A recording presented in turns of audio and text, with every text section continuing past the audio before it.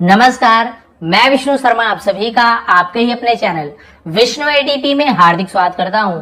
आप सभी को स्वतंत्रता दिवस की हार्दिक शुभकामनाएं। Happy independence day. आज की स्टोरी है देशभक्ति से परिपूर्ण, देशभक्ति से भरी हुई, और उसी देशभक्ति को क्या कहा जाता है इंग्लिश में? पेट्रियोटिज्म। पेट्रियोटिज्म का मतलब होता है देशभक्ति। देखिए टाइटल ही हमारा है ट्रू पेट्रियोटिज्म, यानी कि सच्ची देशभक्ति या सच्चा देश प्रेम। और आज की स्टोरी जो है नेताजी सुभाष चंद्र बोस पर आधारित है कि उन्होंने कैसे अपनी देशभक्ति दिखाई। बहुत ही छोटी स्टोरी, बहुत ही छोटी है, लेकिन क्योंकि आज आप सभी को पता है हम स्वतंत्रता दिवस मना रहे हैं, इसलिए स्टोरी लाना जरूरी था। चलिए स्टार्ट करते हैं आज की स्टोरी। पसंद आए प्लीज आप लोग लाइक करेंगे। वैसे कोई स्टोरी नहीं है, ये सत्य घटना है। चलिए देखते हैं। टाइटल तो आपको बता दिया मैं, सच्ची देशभक्ति, ट्रू पेट्रियोटिज्म। अब देखते हैं इसका टाइटल तो आपको पता चल गया है। हम यहाँ पे ट्रांसलेशन स्टार्ट करते हैं और जहां जहां पे इंपॉर्टेंट वर्ड रहेगा वो भी आपको बताते जाऊंगा। नेताजी सुभाष चंद्र बोस, तो ये उनका नाम है। रिटर्न यानी लौटे, ठीक है। टू भारत, भारत लौटे। अब इंडिया को भारत, हम भारत ही कहते हैं तो इंग्लिश में इंडिया बोल देते हैं। भारत लौटे, फ्रॉम यानी से, कहां से? इंग्लैंड, इंग्लैंड से लौटे। After clearing the ICS, after यानी के बाद, क्लियरिंग यानी होता है क्लियर करने के बाद, जिसे हम बोलते हैं पास करने के बाद। द आईसीएस, आईसीएस का फुल फॉर्म क्या है? हम इसे बोलते हैं इसका फुल फॉर्म होता है इंडियन सिविल सर्विसेज, ठीक है। तो इसे हम आईसीएस शॉर्ट फॉर्म में लिखा हुआ है। तो उसकी परीक्षा क्लियर करके वो भारत लौटे। देखिए एग्जाम, परीक्षा। अब उसके बाद क्या हुआ? हियर, हियर यानी यहाँ, कहा? भारत में। ही अपीयर्ड, ही यानी वह, वे, अपीयर्ड प्रकट हुए। तो अपीयर यानी प्रकट होना होता है, यही कहीं पे आना होता है। अपीयर यानी हम बोल सकते हैं यहाँ पे कि वो वहां पे गए या आए। कहाँ पे आए? फॉर यानी के लिए। रिटन एग्जामिनेशन, एक लिखित, रिटन है लिखित, ठीक है। एग्जामिनेशन है परीक्षा, लिखित परीक्षा में सम्मिलित हुए, शामिल हुए। फॉर अ जॉब, एक जॉब के लिए। जॉब आपको पता है रोजगार, काम बोल सकते हैं। तो भारत में हुआ है और एक जॉब के लिए लिखित परीक्षा में सम्मिलित हुए, वहां पे आए। अब क्या हुआ? ऑन सीइंग यानी देखकर, द क्वेश्चन पेपर, प्रश्न पत्र को देखकर, सुभाष बाबू, उन्हें सुभाष बाबू शॉर्ट में बोल रहे हैं, सुभाष बाबू वॉज फ्यूरियस, फ्यूरियस यानी होता है अति क्रुद्ध हो जाना, बहुत गुस्सा हो जाना, बहुत गुस्सा हो गए थे। वन ऑफ द क्वेश्चंस यानी क्वेश्चंस, वन ऑफ द मतलब उनमें से, किनमें से? क्वेश्चंस, सवालों में से एक। तो भाई प्रश्नों में से एक प्रश्न कैसा था? वॉज अ पैराग्राफ, वॉज यानी था, एक पैराग्राफ था। पैराग्राफ आप सभी को पता है, जैसे हम अभी एक पैराग्राफ पढ़ रहे हैं, उसे हिंदी में वैसे अनुच्छेद कहते हैं ना, कि पैराग्राफ आप सभी समझते हैं। तो उसमें एक पैराग्राफ था उस सवाल में, फॉर ट्रांसलेशन, ट्रांसलेशन करने के लिए था। जैसे हम बोलते हैं ना ट्रांसलेशन कीजिए इसका इंग्लिश टू हिंदी, वैसे ट्रांसलेशन के लिए पैराग्राफ दिया हुआ था। लेकिन उसे देख के वो बहुत ज्यादा गुस्सा हो गए। क्यों हो गए? देखिए अभी आपको पता चलेगा। अ सेंटेंस यानी एक वाक्य, सेंटेंस यानी वाक्य, पूरा वाक्य।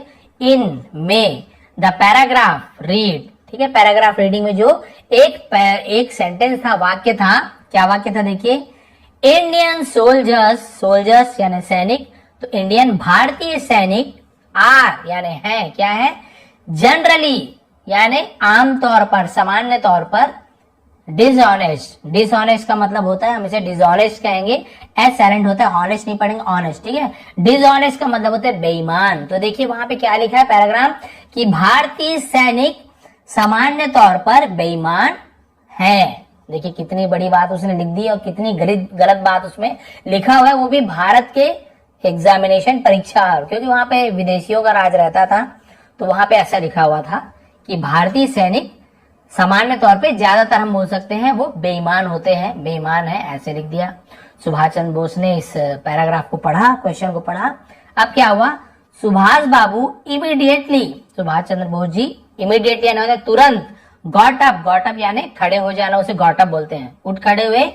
फ्रॉम हिज सीट, फ्रॉम यानी से, हिज यानी उनके, लेकिन हम अपने भी बोल सकते हैं, सीट, अपने, सीट यानी होता है वही बैठने की जगह, कुर्सी बोल सकते हो। अपनी सीट से वो उठ गए। एंड एक्सप्रेस्ड, एक्सप्रेस्ड यानी दर्शाया, ठीक है, एक्सप्रेस्ड कहते हैं, और दर्शाया डिसेंट, अब ये डिसेंट का मतलब अलग है, ये डिसेंट का मतलब क्या होता है, असहमति, असहमति दर्शाई या फिर विरोध बोल सकते हैं, विरोध दर्शाया अगेंस्ट दिस, इसके विरुद्ध में, इसके खिलाफ। ये जो सेंटेंस लिखा हुआ था ना इसके खिलाफ उन्होंने विरोध प्रदर्शन किया कि नहीं ये गलत लिखा हुआ है, ठीक है। ही सेड, उन्होंने कहा, भाई ही यानी वह या उसने होता है, लेकिन हम सम्मान देते हैं अपने से बड़े को तो हम उन्होंने बोलते हैं, जबकि उन्होंने प्लूरल है, लेकिन आप सभी को पता ना सम्मान है, उन्होंने ऐसे बोल रहा हूं। उन्होंने कहा टू द इनविजिलेटर, इनविजिलेटर का मतलब क्या होता है, हिंदी में हम उसे बोलते हैं निरीक्षक, जो भाई वहां पे जैसे हम एग्जाम दे रहे हैं तो वहां पे खड़े होकर देखते हैं कोई नकल तो नहीं मार रहा है, कोई कुछ तो नहीं कर रहा है, पेपर बांटता है ना, इसे हम इन्विजिलेटर कहते हैं। मेरी बहुत बार ड्यूटी लगती है, ऐसे नवोदय वगैरह परीक्षा में लगती रहती है। तो उनसे कहा, निरीक्षक से कहा, इट इज नॉट पॉसिबल, है ना, इट इज यानी ये है, नॉट यानी नहीं, पॉसिबल यानी संभव, ये संभव नहीं है, to answer this question, to answer this question मतलब इस सवाल का जवाब देना, इस सवाल का जवाब देना संभव नहीं है, ऐसा नहीं हो सकता, इस सवाल का जवाब मैं दे ही नहीं सकता।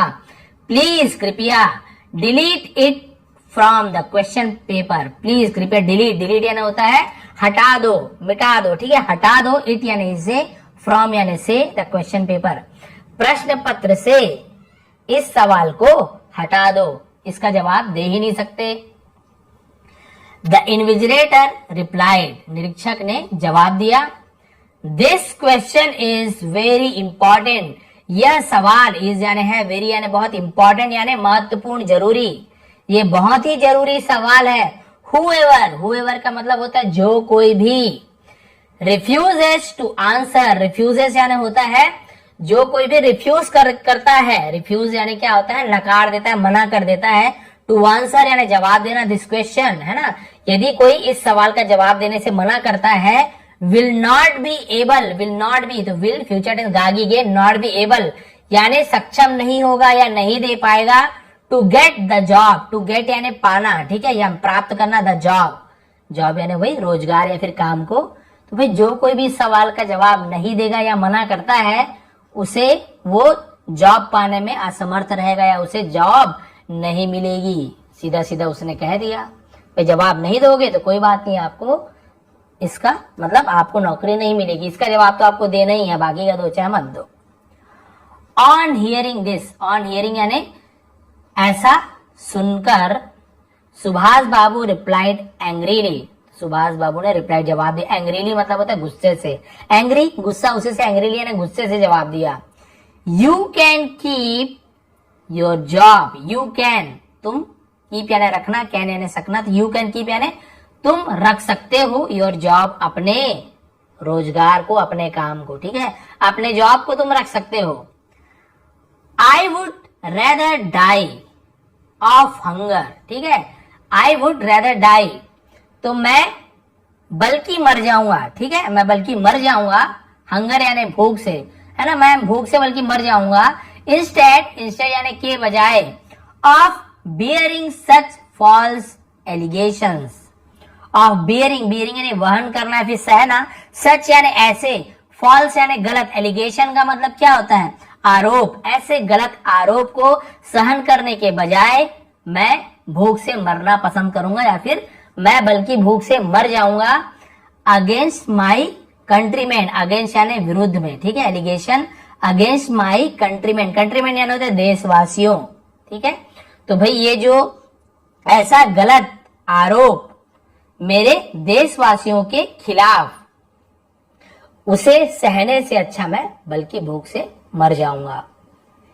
It is better to die, ठीक है, ये ज्यादा अच्छा होगा, बेटर यानी अच्छा होगा, टू डाई यानी मरना, इंस्टेड, इंस्टेड यानी के बजाय, किसके बजाय, ऑफ शोइंग यानी दिखाकर, सच, सच यानी ऐसा, हेल्पलेसनेस, हेल्पलेसनेस, हेल्पलेसनेस का मतलब बेबसी, ऐसी बेबसी दिखाने से अच्छा तो मर जाना बेहतर है। सेइंग दिस, ऐसा कहकर Subhash Babu left the examination hall, Subhash Chandra Bose ने लेफ्ट यानी छोड़ दिया या वहां से चले गए को भी हम लेफ्ट बोलते हैं। एग्जामिनेशन हॉल जिसे हम परीक्षा कक्ष कहते हैं, परीक्षा कक्ष को छोड़कर वहां से चले गए। तो देखिए इससे हमें मोरल क्या मिली, द वन यानी कोई, हु कैन नॉट जो नहीं कर सकता, कैन नॉट यानी नहीं कर सकता, लव यानी प्यार, है ना, जो कोई प्यार नहीं कर सकता, हिज नेशन अपने देश से, नेशन यानी राष्ट्र होता है, देश बोल सकते हैं, जो कोई भी अपने राष्ट्र से, अपने देश से प्यार नहीं कर सकता, can not love anyone else, can not love प्यार नहीं कर सकता, एनीवन एल्स यानी किसी और से भी, ठीक है, जो अपने देश से प्यार नहीं कर सकता वो किसी और से भी प्यार नहीं कर सकता। The interest of the nation, interest का देखिए 2-3 मतलब होता है, इंटरेस्ट यानी वैसे तो रुचि भी होता है, ब्याज भी होता है, लेकिन यहाँ पर तो ब्याज मतलब होगा नहीं, इंटरेस्ट यानी रुचि या फिर कल्याण होता है, कल्याण करना यानी जो देश की भलाई के बारे में सोचे। The interest of the nation, देश का कल्याण या देश की भलाई, इज मोर इंपॉर्टेंट, इज यानी है, मोर यानी ज्यादा महत्वपूर्ण है, देन जब कंपेयर करते हैं तो देन का यूज करते हैं, आवर पर्सनल इंटरेस्ट, हमारे खुद की कल्याण या खुद की भलाई से ज्यादा महत्वपूर्ण देश की भलाई है। ये हमें क्या मिलती है इस स्टोरी से, स्टोरी क्या, ये तो सच्ची घटना है, इससे हमें इंसिडेंट से, इस घटना से हमें ये शिक्षा मिलती है कि जो कोई अपने देश से प्यार नहीं करता वो किसी से भी सच्चा प्यार नहीं कर सकता। इसके अलावा हमें अपने देश की कल्याण को सबसे पहले देखना चाहिए, ना कि खुद के कल्याण को। हम क्या करते हैं, अरे जाए भी, देश का जो होना है हो, झिल्ली फेंकेंगे हम, बाद में देखा जाएगा देश में प्रदूषण होता है क्या होता है, हम ये यूज करेंगे ही करेंगे, हम चाइनीज माल खरीदेंगे ही खरीदेंगे, हमें तो सस्ता मिल रहा है, हमें क्या करना है, देश को जो होना हो। तो भाई आप अपने बारे में सोच रहे हो तो अपने बारे में, अपने कल्याण से ज्यादा अपने देश के बारे में सोचिए, ये देशभक्त की एक सोच हो सकती है। तो वह सुभाष चंद्र बोस के बारे में कौन नहीं जानता, जिन्होंने आजाद हिंद फौज की गठन की थी, और आप सभी को पता है, तुम मुझे खून दो मैं तुम्हें आजादी दूंगा, ये जो नारा है उनका ही दिया हुआ है, आप सभी को पता है। और ऐसे देशभक्ति की ये कहानी है, ट्रू पेट्रियोटिज्म यानी कि सच्ची देशभक्ति। तो भाई आज स्वतंत्रता दिवस जो है हम मनाने जा रहे हैं, तो आप सभी को देशभक्त बनना है। ये जरूरी नहीं कि आप जाके सिपाही बन के अपने सीने पे गोली ही खाएं, आप अपने आसपास को सुधार कर अपने देशवासियों के लिए कुछ भी, थोड़ी बहुत भी जो आप हेल्प कर सकते हैं वो भी कोई देशभक्ति से कम नहीं है। तो आप भी देशभक्त बनिए। जय हिंद, जय भारत। आप सभी का बहुत बहुत धन्यवाद।